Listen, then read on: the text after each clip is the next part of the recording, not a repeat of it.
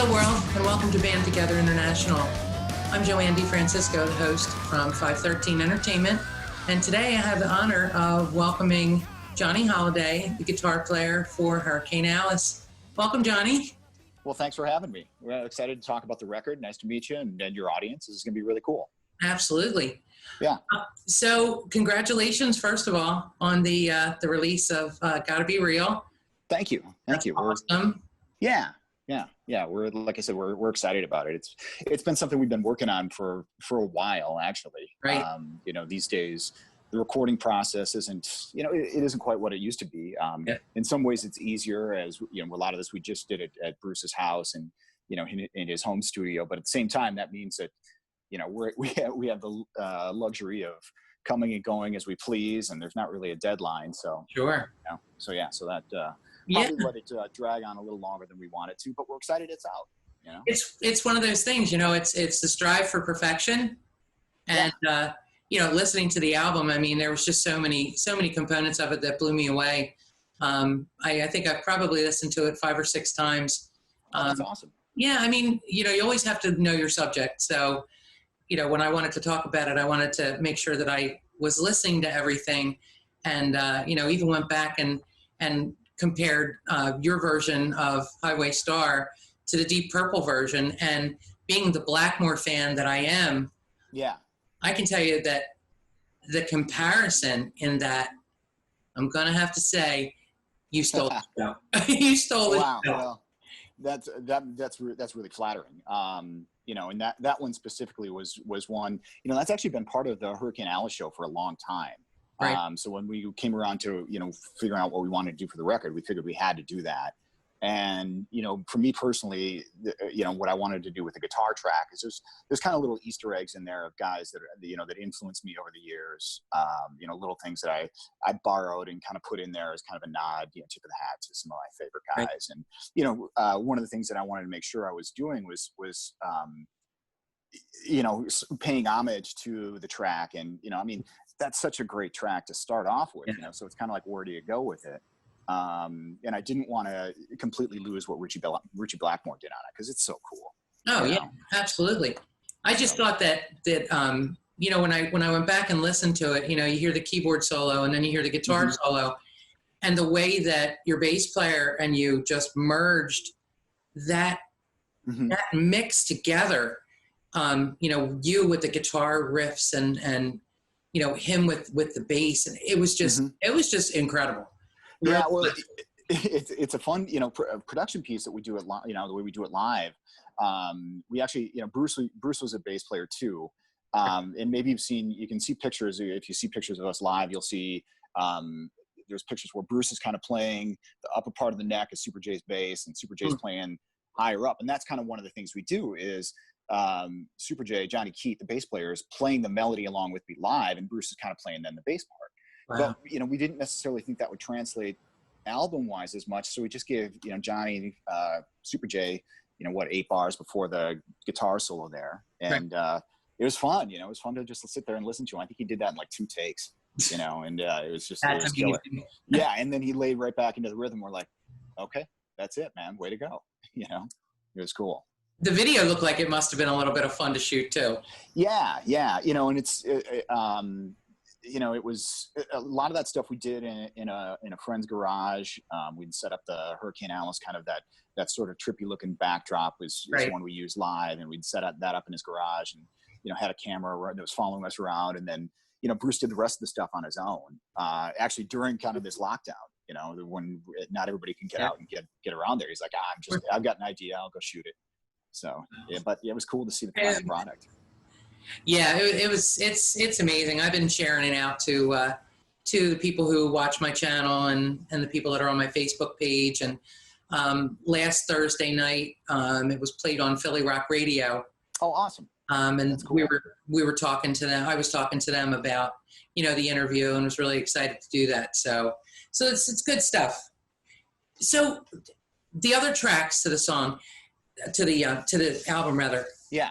Can you give me like a little bit of information on how did you choose those 6 songs? Because there's such a diversity in the music for each one. You know, there's bluesy, and then there's a trip back to, you know, some of the original stuff from the first album. Yeah. It's just such an eclectic mix. I'm like, I have to ask about that. You know, it's just kind of, we really didn't want to stick into a style, and nothing was out of bounds. And these were the 6 that really kind of just, that we felt were ready. And, you know, there was a couple others that I think if we would have put them on there, it would have been filler, that we just sort of decided to leave off. There was probably 2 or 3 others that we just aren't quite there with yet. Right. You know, there's still some sorting out that we have to do. So it, you know, and you're right. I mean, there is kind of a diversity when you go from everything from, like, you know, Women Will Eventually Rule, you know, Sex Drive is a little bit more like Tear the House Down. Absolutely. And then, you know, you got stuff like Ha Ha, which I'm not sure where that fits in. And, you know, Gotta Be Real, the title track, you know, love it. It's, yeah. And that one's different, but, you know, it's as you said, diverse. So we just didn't really want to be put into a box as far as saying, well, that doesn't sound like it should be Hericane Alice. Right. You know? Right. So we just, it is what it is. You're being real, really. Yeah. You gotta be real, right? When I was listening to the songs, I was like, I wonder if this album title ties into, you know, what your vision was when you were trying to create it, because, you know, you were being real. You were choosing the songs that, like you said, don't put you in a bubble, and they show the diversity of the kind of music that you're capable of playing.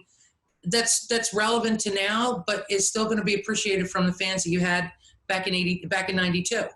Hopefully it is. I mean, I guess we'll see. I haven't heard too many negative comments on it yet, but you're never going to please everybody. No. You know, and we knew that going in. So, you know, we wanted to come out with a record that we liked, that we thought was representative of where the band is. You know, they're this latest incarnation of the band, I should say. Right. You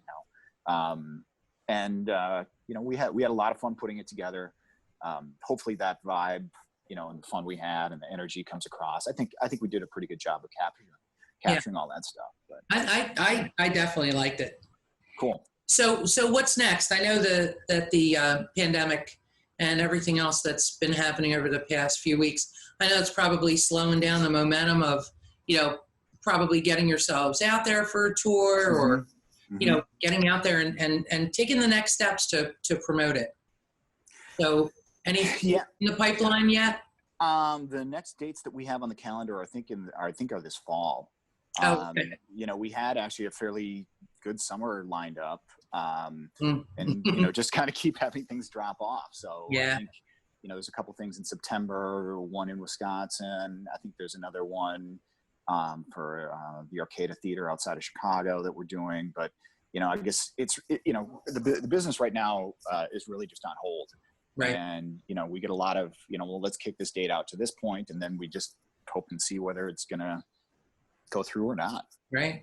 So I'd love to see you guys up our direction a little bit. Yeah, that'd be cool. Yeah. I'm in Philadelphia, and, you know, we've got a pretty large music base around us between, you know, going upstate more towards York and Harrisburg, and then down in Maryland, down in Baltimore, around Baltimore, they have the M3 Music Festival. I'd love to see you guys in that one day.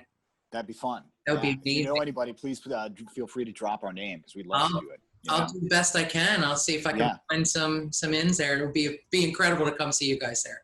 Yeah, you know, and what we're hoping with this is it gives us a little bit of a boost. I mean, you know, where we are kind of in the spectrum of you know, the bands that we wind up playing with is, you know, we're kind of that, you know, first, second, maybe third band on the bill. Right. So it's just a matter of, you know, where we can fit into that. You know, you get into some places where, you know, locally here, you know, we're in the kind of Minneapolis area, and if some of the bands come around, we can be, you know, kind of direct support of the single opener for them. But you know, it costs money to go on the road, and you know, you start doing that and trying to get people to pay for, you know, your time on stage, but then also travel expenses. You know, it gets expensive quick. Yeah, so. I just did that last year. I did my first tour last year, and you know, it's not a huge moneymaker, but it's the experience. You know, if you can afford to do it, it's something that you really value from a learning perspective, and just from the experience itself and playing for larger crowds. Sometimes it's worth it. Sometimes you just have to hold off. And that's a lot of why we do it, you know, is just because we love it. You know, we love to get out there and play and meet Right. people, meet fans. You know, a lot of, you know, for our shows too. You know, kind of our standing mantra is, you know, we go right from the stage to the merch booth. You know, so we're over there meeting people before Right. the next band comes on. You know, once the next band comes on, we're yesterday's news. You know, so you know, we got to get out there and meet people and honestly try to sell shirts and all that kind of stuff. Right. You know, because as you said, if you did a tour last year, Mm. you know, sometimes merch sales are the difference Oh, between, you know, absolutely. where you have dinner. You know, Right. Right. Exactly. you Is it know, Burger King or is so it filet mignon? yeah, yeah. So yeah. So everybody out there, make sure you buy shirts from your favorite bands, buy their music. You Absolutely. know, Yeah. because that's really important for, you know, bands at any level these days. Absolutely. I Yeah. couldn't agree with that more. So I know that you have other irons in the fire right now. Yeah.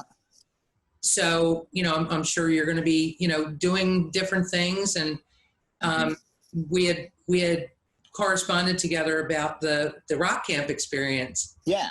That Yeah. was amazing. Can you tell us a little bit about that? Yeah, so this is I probably about 10 years or so ago I was getting back into teaching, but really didn't want to get back into just, you know, going and teaching in a music store and sitting there.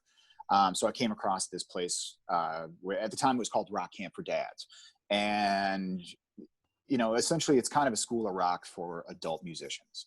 And we put people into different themed bands every month. We run, you know, what we call 301 bands, which put people on a stage at a local venue at the end of the month. We do 201 level ones, which used to be in studio, but now we actually put them at a smaller venue. And then we have like an introductory 101 class too for people who are Wow. they're newer to the game, maybe, you know, 6 months, a year or so on their instrument, and have never played with people before. Right. So that's when you come in, and that's, you know, any question goes, you know, how do you EQ an amp? Where should I stand? Where should I put my amp? How do I sing into a microphone? You know, how do you hit your cymbals? All that kind of stuff comes into play. And, you know, we've it originally, I think it started off as the concept was going to be, it was a bucket list thing for people to do, you know, Mm-hmm. go do it once or twice. Right. What we found is it's kind of created this really great community of local amateur musicians that really just want this outlet. Mm-hmm. And, you know, it's everything from people who are learning and getting on stage, you know, for their first experience, to guys that used to play in bands, and then, you know, life gets in the way. They have, you know, family, they have kids and activities, and also maybe the kids are out of the house, or to the point where these guys and gals now have free time to where they can go Mm-hmm. back and explore this a little bit Sure. more. I'm on their hands. Yeah, yeah. And, you know, so then what was it, about a year and a half ago, the guy that owned it decided he wanted to take a step back, and then the instructors, and we have another partner that was involved in it. We you know, stepped up and took over the company, rebranded it so where it's the Rock Camp Experience, which I think is a little bit more representative, you know, because it's Oh you know, yeah. that more experience.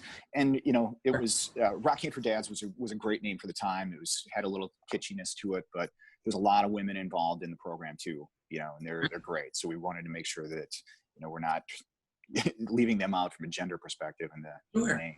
Yeah, I was watching the video Oh, of fun. the one band that you had on the stage, and it looked like they had an amazing time. And you know, Oh yeah. some people never get the opportunity Hmm. to be able to do that. I mean, I've been on stage before. Hmm. I've done some music when I was younger, so you know, I know what that feels like. And for people to actually have the opportunity to be able to do that, and to be guided by people who have done this for, you know, for a living, and Yeah. they know what they're doing, is it just really, like you said, it makes an experience Yeah. for them, Yeah. rather than just sitting them down. And I'm not negating being a music teacher. What I'm saying is it's good to be able to provide them the guidance on, you know what, you may not want to do this as a professional career, but you know, if you just want to do it and maybe get your feet wet and see if you're right for going and Hmm. starting your own band, it's a great segue to it. So Yeah. yeah, I think it's amazing. Yeah. Yeah. It's a lot of fun. It's a fun job. The people that come through there are great. The people that I work with, you know, my partners in the business are fantastic too. I mean, so it's really just kind of a really cool thing that's become a big part of my life that I kind of fell into. sort of without, looking for it. So it's been kind of a blessing in disguise, I guess, Right. Kind of like a mini Musicians Institute of Technology. A little bit. Yeah. It's certainly, we do kind of fall, somewhere we're in that kind of customer service, on one hand, but it is educational too. We bring people in and, teach them music, and, we'll do seminars about certain things. But, a lot of the work we do in the rehearsal rooms are, how do you fit together? How do you piece this together as a band? How does your part work against this other part? Right. So it's a lot of fun. That's awesome. Yeah. So from your personal perspective, so is there a specific type of guitar that you gravitate towards? Like when you're playing, even when you're just sitting around, messing around or trying to write some new music or whatever, do you have one style or one type of guitar that you prefer? Style wise, I always go back to rock. That's what I was raised on. I've done, side projects and, played in other kinds of bands. I mean, geez, I spent about the last 10 years also playing in a local Prince tribute band. Growing up in Minneapolis, that's kind of, you're sort of indoctrinated into the music of Prince, and became a huge fan of his, just about anything he did. Oh. And so I spent a lot of time, playing that kind of stuff, but and love it. But at the end of the day, I'm a rock guitar player. Right. Right. So yeah. Totally understand that. Yeah. So if you look at yourself and the type of music that you create on your own, was there anybody that you maybe creatively stole from? And I say that in a kidding way. I mean, I think any guitar player you look at, or probably any musician, it's all kinds of different people, and there's certain things when I'll sit down, if I'm looking for a part, it's like, oh, I'm thinking of a certain part of a song, and maybe I'm not going to steal that exact riff, but I'm going to steal the style of it. I grew up in the 80s. I was learning to play guitar, and when I was 13, 14, 15 years old, and 83, 84, 85, and all the guys that were big in the 80s were the guys that I was emulating. George Lynch, Warren DeMartini. Guys like that. Steve Vai obviously came around and kind of turned everybody's world upside down. Yes, Eddie Van Halen too. Right. He was a little, he hit the scene before I was around, but at the same time, that was a huge influence on me too. I mean, I was a huge Van Halen fan. Later guys, Nuno Bettencourt's a big influence of mine. But then you get into, a guitar player like Prince. I mean, he was just phenomenal. Jimi Hendrix, Carlos Santana. I mean, I listen to a lot of Miles Davis too, so you can take phrasing, different musical concepts from people that aren't guitar players. So, so yeah, I mean, it's all over the place. Yeah.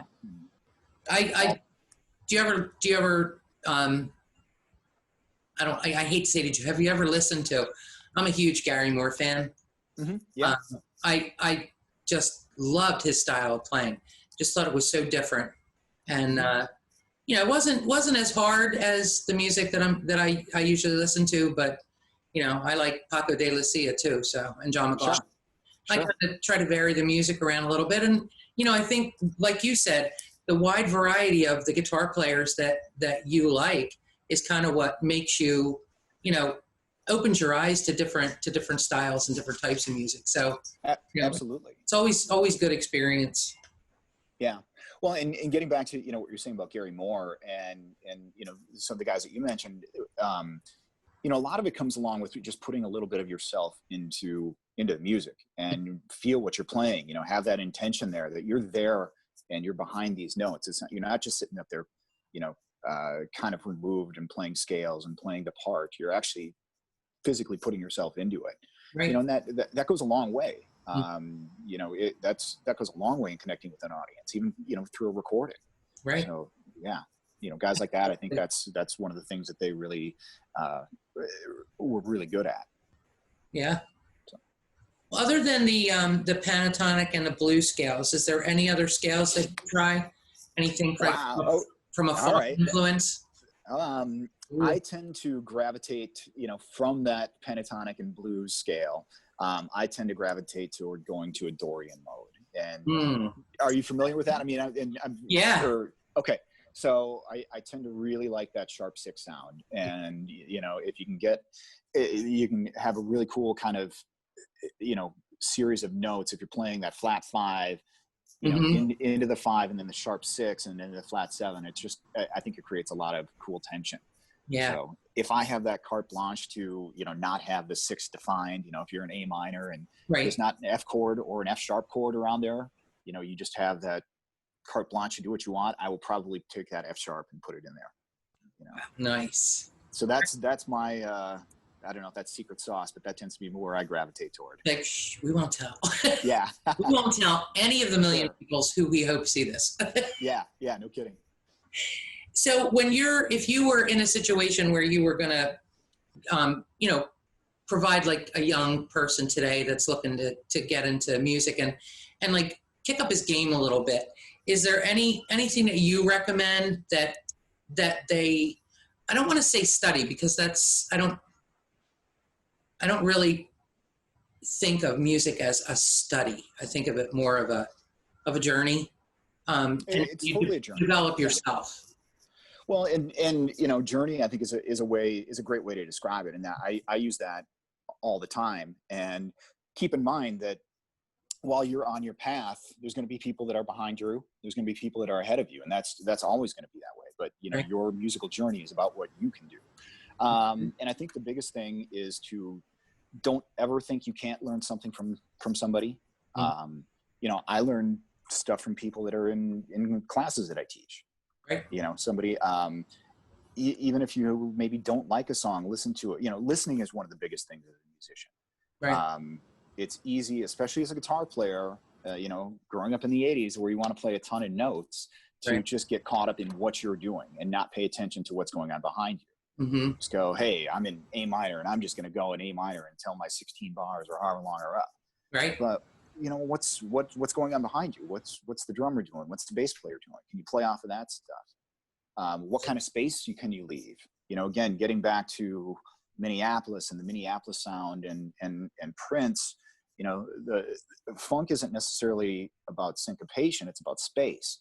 Right. So, you know, leave those spaces in there. You know, one of the things I always tell my rock camp people is, you know, where your note stops is just as important as where it starts. Right. So, you know, don't let these notes just kind of bleed into each other if they're not supposed to. So, right. Exactly. Yeah. Exactly. Yeah. So did you want to give us a little sample? Want to play? Sure. I got a guitar here. Oh, awesome. So, yeah. What you got there? You're far away from the screen. Yeah, sorry. Here, so I play the Washburn N4s, the Noodle Betancourt model. Nice. I came across them in about '92. I was on the road with a band and came across one in a music store and grabbed it. Sorry, I got my landline going here too. That's okay. I'm one of the few people that still has a landline. But, so yeah, and how's that sound-wise? Can you hear that, or do I need to come louder? Turn it up just a little bit. Okay.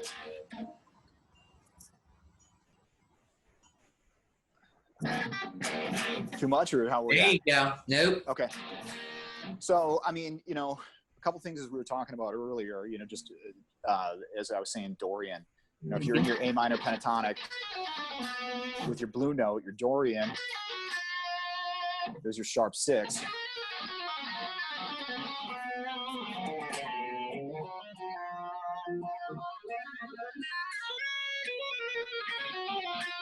And I think that kind of opens you up to some interesting things. You know, if you're playing in that A minor area, you know,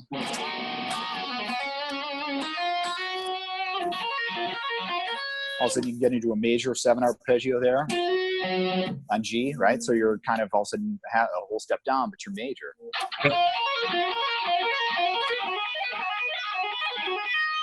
Back up to A minor. So I always think that's kind of a cool characteristic. Absolutely. Yeah. So that's, as we covered earlier. You know, you'd mentioned, you know, kind of our talks beforehand about going through some of the Highway Star stuff. Mm-hmm. Did you have anything specific out of that one that you were curious about, or? The first intro guitar solo. The first one, I mean, so like kind of the keyboard solo? Yeah. Yeah. So in that one, I really just wanted to, and I kind of followed what they did, on the keyboard. So start off, if he's starting off just making this noise on the keyboard, right? I'm just kind of on a D string, hitting harmonics all the way up. Right. Let that simmer for a while. Right. And then I'm going right into the melody.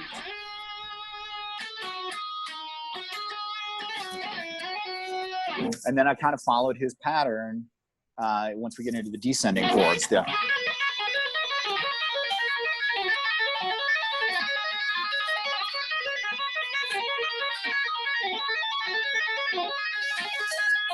Right? Same kind of thing. It's following that same thing. And then similarly, because then we go to an F chord, and the keyboard's just playing these big arpeggios. And again, this is now one of those little Easter eggs that I was talking about. Right. Nuno Bettencourt has this really cool string skipping pattern that he uses. It's like the solo in He-Man, Woman Hater, and like Get the Funk Out uses it too. And so I incorporated that. This is kind of one of the things that I, borrowed from him. So, you start off doing that pattern in F. Whoops.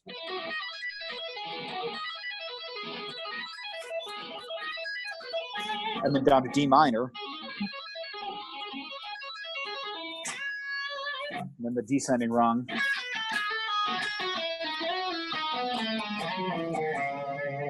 And that's kind of where I'll vary, because the keyboards really then kind of do this. They keep going down, descending, just keep going down and down and down and down.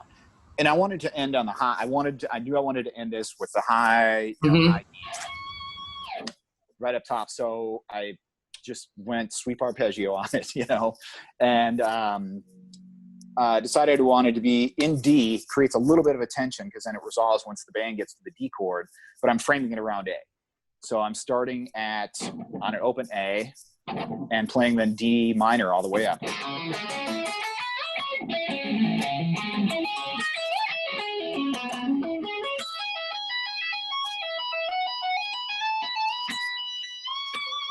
And that's a little bit slower, obviously, but what I'm doing live is and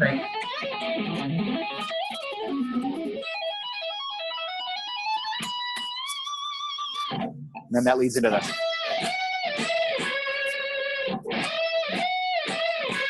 that whole section. So anyway, I guess that's kind of the quick walkthrough of that first, kind of that keyboard solo and the fun I had with it there. I mean, it makes me want to pick up a guitar, but I wouldn't even know where to start, and I would be embarrassed to do that. That was amazing. Thank you so much for sharing that. Hey, my pleasure. My pleasure. I mean, I was fortunate. Like I said, anytime I wanted to do some of this stuff, Bruce just said, yeah, go, Right. Do it, So. Yeah, you don't need to, but do you play any other instruments? No, it's pretty much just guitar. I can find my way around a bass just from a music theory standpoint. Right. But, I play bass like a guitar player would play bass, and not necessarily like a bass player would approach it. So right. I would love to be a good drummer. I'm just not. In my head, I feel like I should be there, right? But it's just not. So isn't everybody a good drummer with a couple of pencils? Yeah, or a drum at least machine, they think they are. Right? Right. Yeah. So yeah. Well, we're coming up on the end of our time, but okay. in the interviews, I always like to end off with a little bit of a game that I saw from interviews that I watched probably back in the early 80s. I'm going to say 2 words or 2 names. First one that pops into your head that you prefer one over the other. Okay. Eddie Van Halen or Eric Clapton? Eddie Van Halen. Lennon or McCartney? Depends on the day. I think McCartney, but man, sometimes I gravitate toward those Lennon songs. Okay. And studio or tour?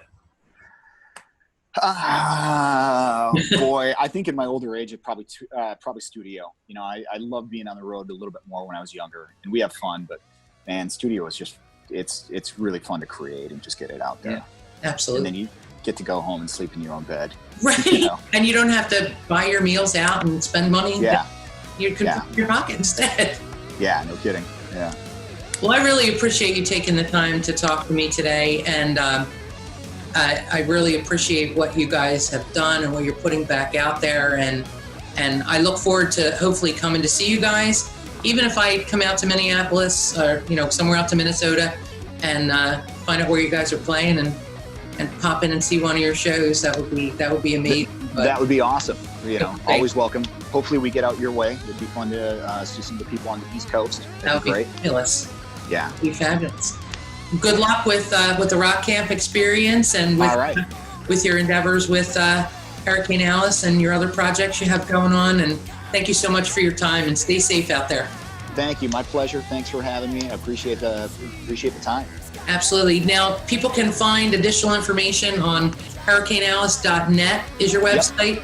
Yep. And your music's on Spotify. iTunes, Google Play. I don't think it's on Amazon yet, but Spotify, iTunes, and Google Play. Okay, and you can catch the Hericane Alice video on YouTube. Yep. And we look forward to hearing what's next in the pipeline from you guys. Once again, thank you very much. And you can also probably hear some more Hericane Alice this Thursday night on Philly Rock Radio between 7 and 9 p.m. Awesome. Well, thank you very much. You have a great day. And to everybody out there, thanks for joining in. Subscribe to our channel. Stay well. Rock on. Have a good day. Thank you.